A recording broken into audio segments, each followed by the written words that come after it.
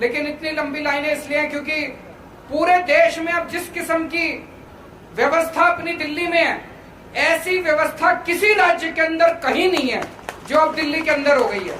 सारी दवाइयां फ्री। अब ऐसा है कि बिहार से एक आदमी 500 रुपए की टिकट लेता है, दिल्ली में आता है, अस्पताल में 5 लाख रुपए का ऑपरेशन फ्री में करा के वापस चला जाता है।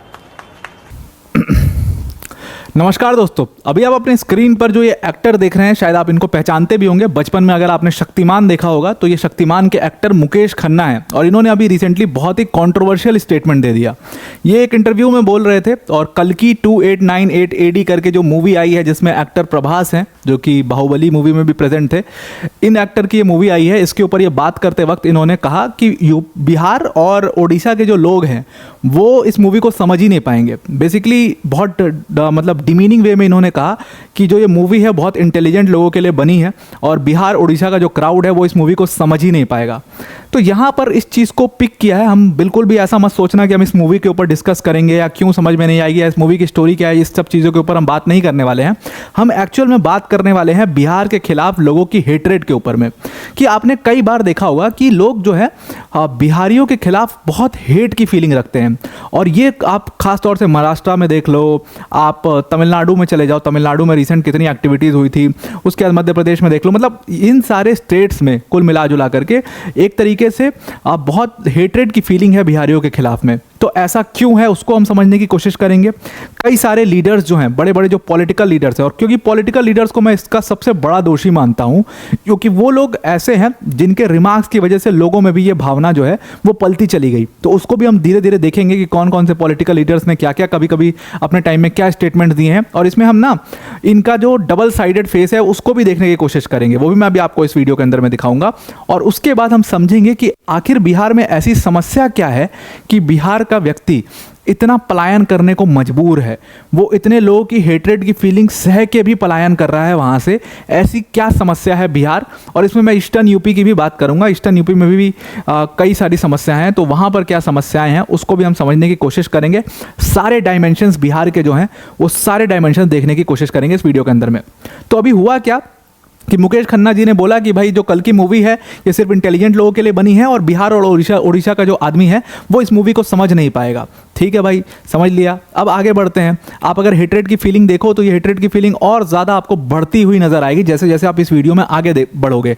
आप इनको पहचानते होंगे, अगर नहीं पहचानते हो मैं बता देता हूँ। ये डीएमके पार्टी के नेता हैं और इनका नाम है दयानिधि मारन। दयानिधि मारन जो हैं वो बड़े नेता हैं डीएमके पार्टी के और इनका एक कमेंट बहुत ज़्यादा वायरल हुआ जो इन्होंने बिहारियों के खिलाफ दिया था।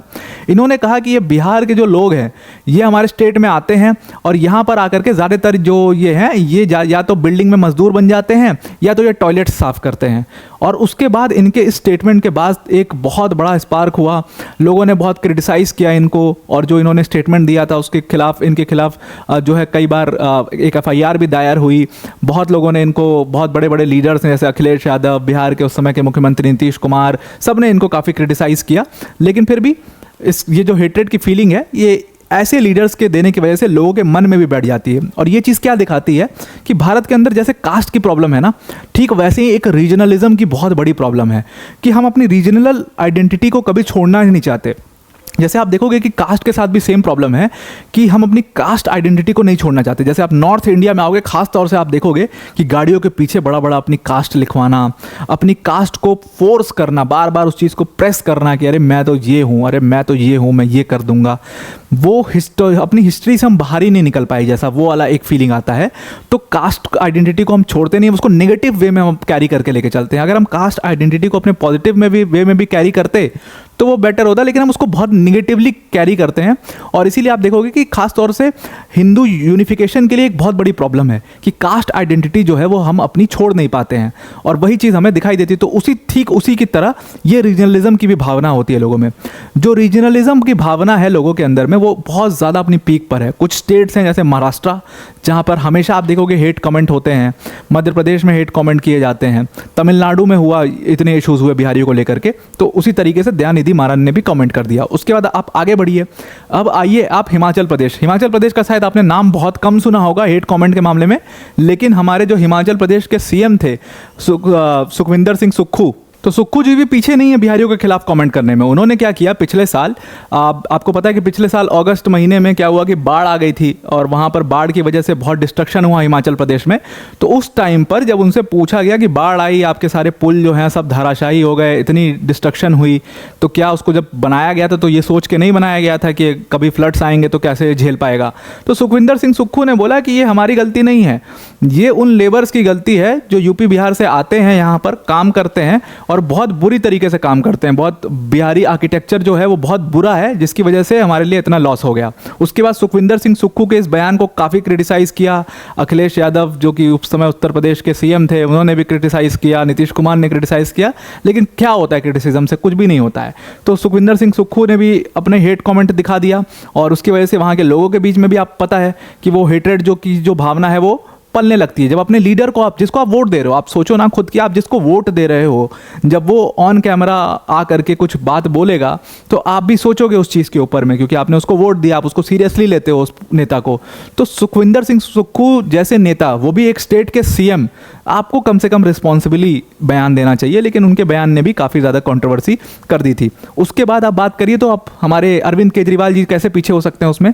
तो हमारे अरविंद केजरीवाल जी, जिनकी बिल्कुल अलग छवि है आज की डेट में, उनका भी एक स्टेटमेंट निकाल करके ले आए हूँ और इस स्टेटमेंट को तो आप अपने कान से सुन लीजिए कि ये क्या कह रहे हैं। लेकिन इतनी लंबी लाइनें इसलिए हैं क्योंकि पूरे देश में अब जिस किस्म की व्यवस्था अपनी दिल्ली में है, ऐसी व्यवस्था किसी राज्य के अंदर कहीं नहीं है जो अब दिल्ली के अंदर हो गई है। सारी दवाइयां फ्री। अब ऐसा है कि बिहार से एक आदमी 500 रुपए की टिकट लेता है, दिल्ली में आता है, अस्पताल में 5 लाख रुपए का ऑपरेशन फ्री में करा के वापस चला जाता है। तो आई होप आपने अरविंद केजरीवाल जी का ये स्टेटमेंट सुन लिया होगा। अब अरविंद केजरीवाल जी यहाँ पर साफ बोलते नजर आ रहे हैं कि भाई बिहार से जो हमारे यहाँ पर हेल्थ सर्विसेज है, जो लंबी लंबी लाइनें, जो हम फ्री हेल्थ सेवा दे रहे हैं, जो लंबी लंबी लाइनें लगती हैं हॉस्पिटल के आगे, ये एक बहुत बड़ी समस्या है। और मैंने सर्वे कराया तो मुझे वहाँ पर मिला कि बिहार से लोग 500 रुपये का टिकट लेकर के आ जाते हैं दिल्ली में और वहाँ यहाँ से 5 लाख का फ्री इलाज करा के चले जाते हैं। तो ये अरविंद केजरीवाल जी का जो ये बयान आया उसको काफ़ी ज़्यादा क्रिटिसाइज़ किया गया और क्रिटिसिज्म होना भी चाहिए उस चीज़ का, जिस तरीके से, जिस वे में इन्होंने बोला कि बिहारी जो है वो दिल्ली के लिए एक बहुत बड़ी प्रॉब्लम है और तमाम ऐसी बातें अरविंद केजरीवाल जी ने बोली। आज उनकी छवि बिल्कुल अलग है, लेकिन ये जो बयान है उनका, ये आया था बिहारियों के खिलाफ। उसके बाद आप मध्य प्रदेश में आइए। मध्य प्रदेश कैसे पीछे रह सकता है? मध्य प्रदेश के जो 2018 के सीएम बन गए थे कमलनाथ जी, उन्होंने कहा, उन्होंने यूपी बिहार के बारे में और भी बुरी बातें कही। उन्होंने कहा कि ये यूपी बिहार के जो लोग होते हैं ये हमारे स्टेट में आते हैं और हमारे स्टेट की सारी नौकरियां खा जाते हैं, और ऐसी बात बोली उन्होंने। और उसके बाद इसको भी काफ़ी क्रिटिसाइज़ किया गया। और अब मैं यहाँ पर आपको पॉलिटिक्स का डबल फेस दिखाता हूँ। जो अरविंद केजरीवाल यहाँ पर बिहारियों को बोल रहे हैं कि ये 500 रुपये का टिकट लेकर के आते हैं और उसके बाद यहाँ 5 लाख का फ्री इलाज करा करके चले जाते हैं, वो अरविंद केजरीवाल यहाँ पर कमलनाथ के इस बयान को, जो मध्य प्रदेश वाला बयान है, उसको यहाँ पर क्रिटिसाइज़ कर रहे हैं। मतलब उनकी पार्टी, आम आदमी पार्टी, कमलनाथ के बयान को क्रिटिसाइज़ कर रही है। तो ये आपको क्लियर कट क्या दिख रहा है? सीधा सीधा पॉलिटिक्स का डबल फेस दिख रहा है। अब आते हैं अपने असल मुद्दे पर कि जो हेट कमेंट है, और ये लिस्ट बहुत लंबी है। अगर आप थोड़ा सा और आगे जाओ, महाराष्ट्र में भी चले जाओ, क्योंकि मैंने महाराष्ट्र का नाम लिया है, तो महाराष्ट्र में ये जो अपने स्क्रीन पर आपको दिख रहे हैं, ये राज ठाकरे हैं, जिनकी पार्टी है महाराष्ट्र नवनिर्माण सेना। राज ठाकरे ठाकरे फैमिली से आते हैं, बाला साहब ठाकरे के भतीजे हैं। और महाराष्ट्र नवनिर्माण सेना जो है वो लोकल लेवल की पॉलिटिक्स में काफ़ी एक्टिव है। जो म्यूनसिपैलिटी के जो चुनाव होते हैं वहाँ पर काफ़ी सीटें भी ले आते हैं ये लोग। तो राज ठाकरे को तो जाना जाता है अपने हेट कमेंट्स के लिए बिहारियों के खिलाफ, और सिर्फ बिहारियों के खिलाफ ही नहीं बल्कि बिहार और यूपी दोनों को आप जोड़ करके देखिए तो उनके खिलाफ अपने हेट कमेंट्स के लिए जाने जाते हैं। तमाम कमेंट्स ये हमेशा देते रहते हैं। ऐसे इनका कमेंट जो है उतना ज़्यादा जो 2008 में वायरल हो गया था, और 2008 में इन्होंने इतना हेटरेड फैला दिया था कि वहाँ पर वायलेंस की घटनाएं शुरू हो गई थी। बिहारी जो मजदूर वहाँ पर काम कर रहे थे उनके खिलाफ लोग पकड़ करके पीटने की कई सारी घटनाएं वहाँ पर सामने आई।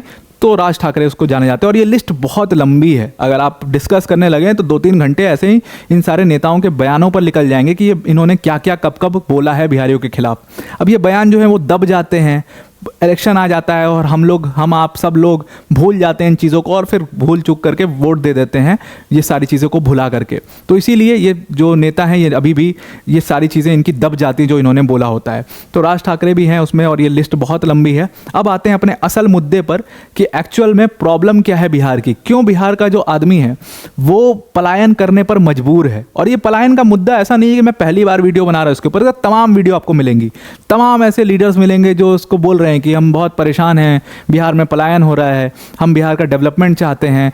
बहुत लोग ऐसे मिल जाएंगे ये कहने वाले, लेकिन इस चीज़ को समझने वाले बहुत कम आपको मिलेंगे। और इस चीज़ को सही तरीके से जड़ पर जाकर के ठीक करने की जो कोशिश करने वाले हैं वो आपको गिने चुने मिलेंगे। इक्का दुक्का अभी शायद बिहार की पॉलिटिक्स में इक्का दुक्का मैं नेताओं को देखता हूँ, मैं नाम तो नहीं लूँगा, वो एंडोर्समेंट जैसी बात हो जाएगी। इक्का दुक्का नेताओं को देखता हूं जो सच में बिहार के लिए ग्राउंड लेवल पर जाकर के कुछ करने की कोशिश कर रहे हैं। तो मैं यहां पर नाम किसी का नहीं ले रहा हूं, लेकिन हाँ अब थोड़ा सा इंप्रूवमेंट जो है वो बिहार की पॉलिटिक्स में नज़र आ रहा है, लोग सोच समझ करके वोट दे रहे हैं वहां पर। तो प्रॉब्लम क्या है बिहार की? देखो बिहार की दो सबसे बड़ी प्रॉब्लम यह है कि वहां पर ज़बरदस्त इकोनॉमिक डिस्पैरिटी है। मतलब क्या है कि आप बिहार के अंदर जाओगे ना तो सबसे बड़ी प्रॉब्लम देखोगे ना वहां पर, तो वहां पर सबसे बड़ी जो प्रॉब्लम है वो ये है कि वहां पर मिडिल क्लास जो दिल्ली, महाराष्ट्र, इन सारी जगहों पर होता है वो मिडिल क्लास गायब है बिहार से। या तो बिहार का आदमी बहुत ज़्यादा गरीब है या जो बिहार के बड़े लैंडलॉर्ड्स हैं उनके पास इतनी ज़मीनें हैं और ज़बरदस्त पैसा है उनके पास। तो ये एक इकोनॉमिक डिस्पैरिटी का बहुत बड़ा प्रॉब्लम है। और दूसरा प्रॉब्लम वहाँ पर स्टेट मशीनरी का फेलियर है, फ्लॉड पॉलिसी। और फ्लॉड पॉलिसी की वजह से सारी प्रॉब्लम्स जो हैं वहाँ पर हमेशा होती रहती है। जितनी गवर्नमेंट्स आई, किसी भी गवर्नमेंट ने एक भरसक प्रयास नहीं किया। और वो गवर्नमेंट्स ऐसा भी नहीं है कि कोई प्रॉपर गवर्नमेंट नहीं बन पाती है बिहार के अंदर में। 15-15 साल तक एक आदमी की सरकार रही है। अगर आप नीतीश कुमार का रूल देखिए तो 15 साल ऑलमोस्ट, नीतीश कुमार जो है वो 20 साल हो गए उनको राज करते हुए बिहार के ऊपर। अगर आप लालू प्रसाद यादव को देखिए 15 साल उनकी सरकार रही थी। देखा जाए अगर मेरी कैलकुलेशन ठीक है तो शायद हाँ 15 साल, ऑलमोस्ट 15 साल के करीब उनकी भी, 10-15 साल के करीब उनकी भी सरकार रही थी लालू प्रसाद यादव। और उनकी वाइफ जो राबड़ी देवी हैं उनको मिला करके देखो तो उनकी भी रही थी। और इस पीरियड के दौरान बिहार के अंदर में डेवलपमेंट के नाम पर कुछ भी नहीं हुआ। इकोनॉमिक डिस्पैरिटी जब अपनी चरम पर है, जहां पर थी उस समय पर वहीं पर है। और उसके बाद फ्लॉड पॉलिसीज जो हैं बिहार की, अगर आप बिहार का हाल देखिए तो अभी पिछले 29 दिनों में, 30 दिनों में जो डेटा आया था, 14 पुल ऐसे हैं बिहार के जो कि गिर गए, धराशाही हो गए पूरी तरीके से। बिहार के कई एरिया ऐसे हैं जो पूरी तरीके से डेवलपमेंट से अछूते हैं, वहाँ पर डेवलपमेंट पहुँच ही नहीं पाया। आप वहाँ पर जाएंगे तो ऐसा आपको लगेगा कि जैसे आप मतलब 60s में आ गए हों, 70s के टाइम पे आ गए हों। ऐसी आप गरीबी देखेंगे वहाँ पर, मतलब भयावह स्थिति है बिहार की। और उसकी भयावह स्थिति का जो सबसे बड़ा कारण है वो यही फ्लॉड पॉलिसी है, स्टेट मशीनरी का फेलियर है। अगर आप ह्यूमन डेवलपमेंट इंडेक्स में देखोगे तो ह्यूमन डेवलपमेंट इंडेक्स में बिहार हमेशा अपनी पोजीशन बनाए रखता है और वो है लास्ट पोजीशन। बिहार की पोजीशन फिक्स रहती है, बाकी स्टेट ऊपर नीचे होते रहते हैं, लेकिन बिहार और उत्तर प्रदेश, इन दोनों स्टेट की पोजीशन जो है वो हमेशा फिक्स रहती है कि हमें रैंकिंग्स में, ह्यूमन डेवलपमेंट इंडेक्स की रैंकिंग स्टेट वाइज देखी जाए तो हमें लास्ट में आना है। अभी 2019 का डेटा उठाइएगा, बिहार लास्ट। 2014 का डेटा है ये, बिहार लास्ट। 2007-8 का डेटा है, बिहार लास्ट। तो ये बिहार की खासियत रही है कि वो ह्यूमन डेवलपमेंट इंडेक्स में हमेशा लास्ट रहता है। और इन सारी प्रॉब्लम्स की वजह से, अब ह्यूमन डेवलपमेंट इंडेक्स में एजुकेशन भी आता है, हेल्थ भी आता है, इन सारी चीज़ों को देख करके और पर कैपिटा इनकम को देख करके ह्यूमन डेवलपमेंट इंडेक्स बनाती है यूएनडीपी। ह्यूमन डेवलपमेंट इंडेक्स हर साल निकालती है। अब देखो इन रैंकिंग्स के ऊपर आपको बहुत बिलीव तो नहीं करना है, यूएनडीपी का डेटा पता है, लेकिन जब इंडिया लेवल पर ये कंपैरिजन कर रहे हैं और मेडिकल, एजुकेशन और पर कैपिटा इनकम के बेसिस पर ये कैलकुलेशन कर रहे हैं तो ये ठीक बात है। तो यूएनडीपी जो अपना ह्यूमन डेवलपमेंट इंडेक्स निकालती है उसमें ऊपर के सारे स्टेट ऊपर नीचे होते रहते हैं, उनमें इंप्रूवमेंट होती है, कोई अच्छा ग्रोथ किसी में नहीं होता है, वो नीचे आ जाता है, ऊपर नीचे होता है। लेकिन बिहार जो है वो हमेशा अपना लास्ट पायदान पर बना रहता है और वो इंप्रूव होने का नाम ही नहीं ले रहा है वहाँ पर। क्यों? Again the failure of the state machinery and the flawed policies. अब आप देखो कि एग्रीकल्चर, चलो अगर आप पंजाब को उठा लो, पंजाब अच्छा परफॉर्म कर रहा है, यहाँ पर पंजाब मौजूद है, उसके नीचे हरियाणा मौजूद है। चलो ये दोनों स्टेट, अब ये कहें कि देखो बिहार में कभी इंडस्ट्रियल डेवलपमेंट नहीं हो पाया, जबकि आप देखिए आज़ादी के टाइम पर बिहार वॉज दैट स्टेट जिसमें सबसे ज़्यादा पोटेंशियल था इंडस्ट्रियल डेवलपमेंट का। आप इतिहास उठा करके देख लीजिएगा कि बिहार में सबसे ज़्यादा पोटेंशियल था बीइंग अ स्टेट। मतलब उत्तर प्रदेश से ज़्यादा डेवलपमेंट और ज़्यादा पोटेंशियल बिहार के अंदर में था उस टाइम पर। किसी भी स्टेट का, उड़ीसा से भी ज़्यादा या झारखंड से भी ज़्यादा, उस टाइम में तो झारखंड बिहार एक ही था, तो सबसे ज़्यादा उसमें पोटेंशियल था। फिर देखिए झारखंड अलग हुआ, बिहार से बेहतर परफॉर्म कर रहा है आज की डेट में, उड़ीसा अलग हुआ, बिहार से बेहतर परफॉर्म कर रहा है आज की डेट में। तो ये सारे स्टेट कैसे बेहतर परफॉर्म कर पा रहे हैं और बिहार क्यों नहीं कर पा रहा है? Because of the leadership in Bihar, और इसीलिए मैं इसकी सारा दोष लीडरशिप को दूंगा बिहार की। तो हम बात कर रहे थे कि बिहार जो है वो, चलो मान लेते हैं कि पंजाब और हरियाणा जो है वो आप कह सकते हो कि बिहार में इंडस्ट्रियल डेवलपमेंट नहीं हो पाया, इसलिए बिहार की उन्नति नहीं हो पाई। चलिए ठीक है भाई, तो यही केस तो पंजाब और हरियाणा में भी है। पंजाब और हरियाणा में भी उस लेवल पर इंडस्ट्रियल डेवलपमेंट नहीं हुआ, लेकिन अपनी इकोनॉमिकल डेवलपमेंट, अपनी एग्रीकल्चरल डेवलपमेंट के दम पर पंजाब और हरियाणा ने बहुत अच्छा ग्रोथ किया, मध्य प्रदेश ने बहुत अच्छा ग्रोथ किया, सिर्फ और सिर्फ अपनी एग्रीकल्चर ग्रोथ और एग्रीकल्चर डेवलपमेंट के दम पर। आप देखिए तो बढ़िया किया। अब आप बात करेंगे कि बिहार की जो उपज है, मिट्टी की उपज, जो अनाज है बिहार का, वो उपज जो है उस लेवल की नहीं होती, इसीलिए एग्रीकल्चर डेवलपमेंट उतना नहीं हो पाया। ऐसा बिल्कुल भी नहीं है। अगर आप बिहार का, मैं आपको थोड़ा सा मैप के थ्रू दिखाऊं तो ये सारण वाला एरिया देखिए। चलिए हम नीचे का एरिया मैं मानता हूं कि नीचे का जो एरिया है ये औरंगाबाद वाला, गया वाला, जहानाबाद, अरवल, यहाँ पर थोड़ी सी नक्सलिज्म की प्रॉब्लम रही थी, क्योंकि यहाँ पर लैंड को लेकर के फाइट थी और यहाँ की ज़मीन मोर और लेस बंजर ज़मीन में आती है, ज़्यादा यहाँ पर कुछ उपज नहीं होती है। लेकिन इसके ऊपर का आप रीजन देखिए, वेस्ट चंपारण को ले लीजिए, ईस्ट चंपारण ले लीजिए, ये सब तो फर्टाइल लैंड है। या सारण का एरिया, जिसको सारण का एरिया पूरा कहते हैं, जो ये इस कलर में पूरा शेडेड है, गोपालगंज, सिवान और सारण जिसमें आ रहे हैं, इस एरिया को आप ले लीजिए। या तिरहुट का जो ये एरिया है, वेस्ट चंपारण, ईस्ट चंपारण, सीतामढ़ी, मुजफ्फरपुर, वैशाली, ये सब तिरहुट के एरिया में आते हैं। तो ये सब तो फर्टाइल लैंड है। तो यहाँ पर तो एग्रीकल्चर डेवलपमेंट होनी चाहिए थी, लेकिन यहाँ पर भी एग्रीकल्चर डेवलपमेंट उस लेवल पर नहीं हुई। जो इंडिया का नेशनल एवरेज था एग्रीकल्चरल डेवलपमेंट का, वो 3.5% के आसपास था, और बिहार का जो एग्रीकल्चरल डेवलपमेंट था वो 1.5% पर था। तो अब आप सोचिए कि एग्रीकल्चरल ग्रोथ जो है वो हमारी 1.5% पे है, जो कि इंडिया के नेशनल ग्रोथ से भी कम है। तो ये ऐसा क्यों हो रहा है बिहार के अंदर में? तो ये एक बहुत बड़ा कारण रहा कि सरकारों की जो पॉलिसीज़ थी, हालांकि बोला गया था कि हम किसानों की आय दुगनी कर देंगे, लेकिन सरकार की जो पॉलिसी है वो सारे स्टेट में ठीक काम करती है, लेकिन जैसे ही वो बिहार में पहुंचती है बहुत बड़ी प्रॉब्लम्स हो जाती हैं। अब ये तो मैंने बात करी एग्रीकल्चर ग्रोथ की। एजुकेशन में आप देखिए, बिहार में एजुकेशन की प्रॉब्लम बहुत ज़बरदस्त है। पेपर लीक तो है ही एक बहुत बड़ा प्रॉब्लम वहाँ पर। दूसरी प्रॉब्लम जो बिहार के लोग होंगे वो इसको जानते होंगे, बाहर के लोगों को शायद ना पता हो, कि बिहार में अगर 3 साल का बीए का डिग्री है, आप 3 साल की बीए की डिग्री चाहते हैं, उसके लिए आपको 5 साल देना पड़ेगा। भले ही आप 3 साल में कंप्लीट कर रहे हैं, अपना सारा एग्ज़ाम पास कर रहे हैं, क्योंकि एग्ज़ाम नहीं होता है, क्लासेस नहीं होती हैं, एग्ज़ाम को लेट कर दिया जाता है, 1-1 साल, 1.5 साल लेट एग्ज़ाम होते हैं। मतलब 3 साल का बीए करने के लिए आपको 5 साल देना पड़ेगा बिहार में। इसलिए वहाँ का यूथ जो है वो मजबूर है पलायन करने पे। जो लोग पलायन करने की जिनकी क्षमता होती है, जिनकी परिवार की क्षमता होती है, वो कर जाते हैं। जिनकी परिवार की क्षमता नहीं होती है वो बेचारे वहीं रह जाते हैं, और वहीं से उनका जो ग्रोथ है वो वहीं पर रुक जाता है। अब उसी की बात करें कि जब वहाँ पर रोज़गार नहीं है, रोज़गार ना एग्रीकल्चर रोज़गार है। अभी मैं आपको बताता हूँ कि जिन लोगों के पास स्किल नहीं है ना, मतलब जिन लोगों के पास स्किल नहीं है और वो एग्रीकल्चर या खेतिहर मजदूर कहते हैं उनको, उनके पास भी बिहार में काम नहीं है। अब आप सोचिए किस दुर्दशा में है बिहार, कि जो खेतिहर मजदूर जिनको कहते हैं, जो कि खेती करते हैं, जैसे सपोज मान लीजिए आपका एक खेत है, अब उसमें आपके पास ठीक ठाक पैसा है, आप क्यों खेती करेंगे? तो आप एक आदमी रख देते हो कि हमारे खेत पे आप खेती करो, उसको खेतिहर मजदूर कहते हैं। अब खेतिहर मजदूर जो हैं उनके पास भी रोजगार नहीं है बिहार में, ये स्थिति है। वो खेतिहर मजदूर बड़ी मात्रा में पंजाब और हरियाणा में जाकर के खेती करता है, या मध्य प्रदेश में जाकर के खेती करता है। क्यों वो नहीं है? क्योंकि एग्रीकल्चरल ग्रोथ नील बटे सन्नाटा है बिहार की। अब सबसे बड़ा जो सवाल है वो यहाँ पर, मैं सिर्फ बिहार से ही नहीं बल्कि पूर्वांचल यानी कि ईस्टर्न यूपी से भी ये सवाल पूछूंगा। ठीक इस एरिया के बाद ईस्टर्न यूपी आ जाता है, सिवान के बाद।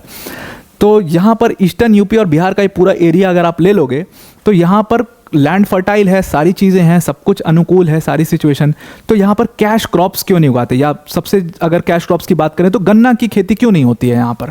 सबसे बड़ा सवाल, शुगर केन उगाइए, पैसा कमाइए, क्यों नहीं उगाते हैं शुगर केन? अब यहाँ पर जब मैं क्योंकि मैं उत्तर प्रदेश का रहने वाला हूँ, तो मेरे गाँव में भी फर्टाइल लैंड है।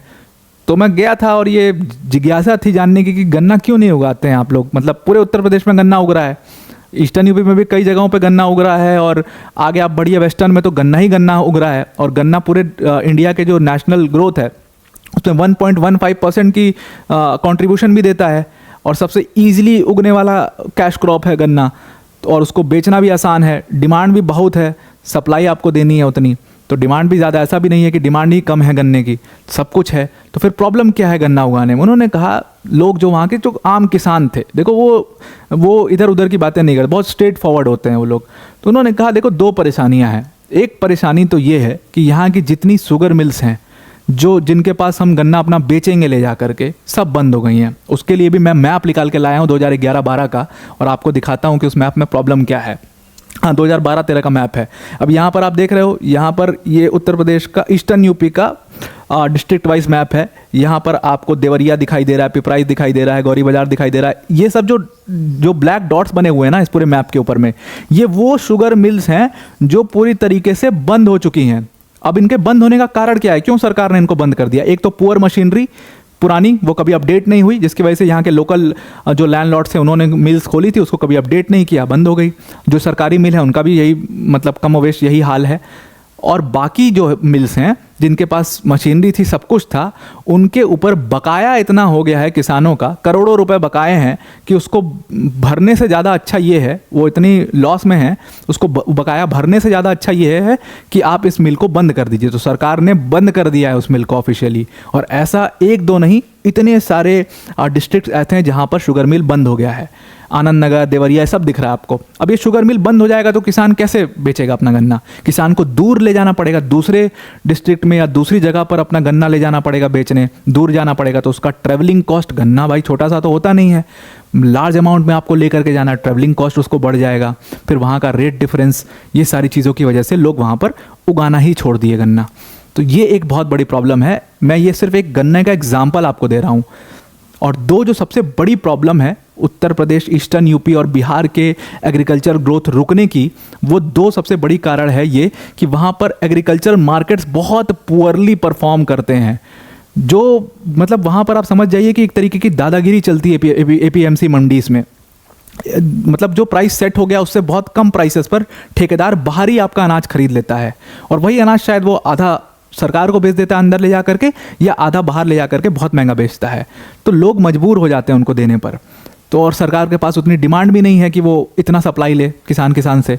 तो क्योंकि वहाँ पर लैंड जो है वो बहुत बड़ी नहीं है, बहुत छोटे छोटे लैंड्स हैं, तो लैंड्स का सेगमेंटेशन बहुत ज़्यादा है। अगर आप बिहार में जाओगे, ये सारण वाले रीजन में, ईस्टर्न यूपी में देखोगे, लैंड का सेगमेंटेशन बहुत है कि एक पिताजी थे, उनके 4 बेटे थे, चारों में डिवाइड हुई, फिर 4 बेटों के अपने 2-2 बेटे, तो वो लैंड इतना डिवीजन हो गया है उसका कि उसके वजह से वहाँ पर जो बहुत छोटी छोटी उपज होती है तो उतना हर किसान का डिमांड पूरा नहीं किया जा सकता है। वो एक बहुत बड़ी प्रॉब्लम है और मार्केट्स इसीलिए बहुत पुअरली परफॉर्म करते हैं। और दूसरा बहुत बड़ा रीज़न है कि लोग जो है वो उन्होंने कभी क्रॉप डाइवर्सिफिकेशन किया ही नहीं है, ना बिहार में ना उत्तर प्रदेश में, मतलब ईस्टर्न यूपी में। तो इस क्रॉप डाइवर्सिफिकेशन की प्रॉब्लम की वजह से सेम अनाज वो उगाते रहते हैं और उसी साइकिल में वो फंस करके रह गए हैं, और इसीलिए इतने मजबूर हो जाते हैं बिहार के लोग इन्हीं सारी फ्लॉज की वजह से, गवर्नमेंट स्टेट मशीनरी के फ्लॉज, अपने जो फ्लड्स के इशू हैं उसके फ्लॉज। फ्लड्स बहुत आते हैं बिहार में, हर साल फ्लड आता है, हर साल बाढ़ आती है।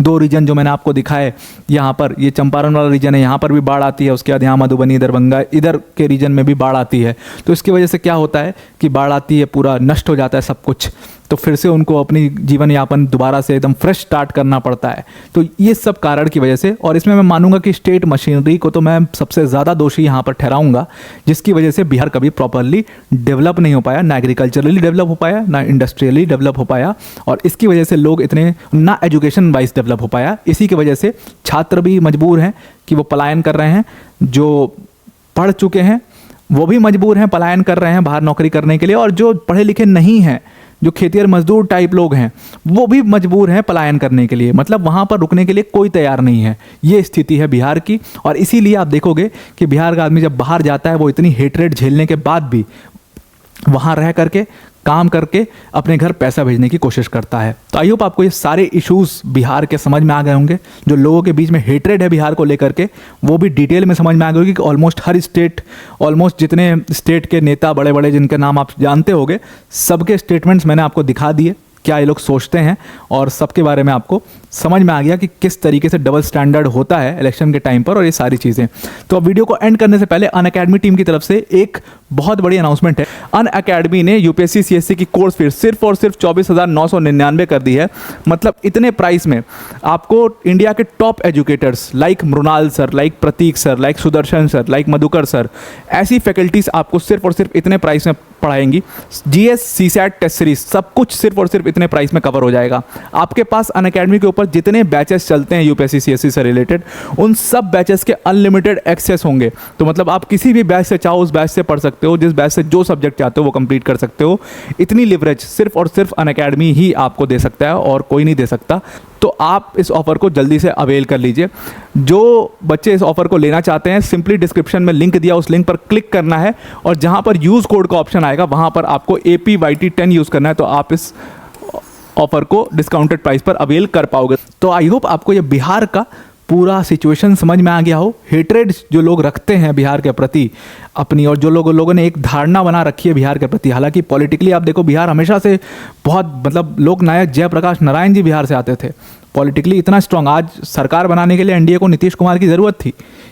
वो बिहार की स्थिति आप देख रहे हो कितनी ज़्यादा ख़राब है। तो आई होप आपको ये पूरा आर्टिकल समझ में आ गया होगा, मेरे वीडियो का कंटेक्स्ट समझ में आ गया होगा। तो आज के लिए इतना ही। Thank you and have a nice day.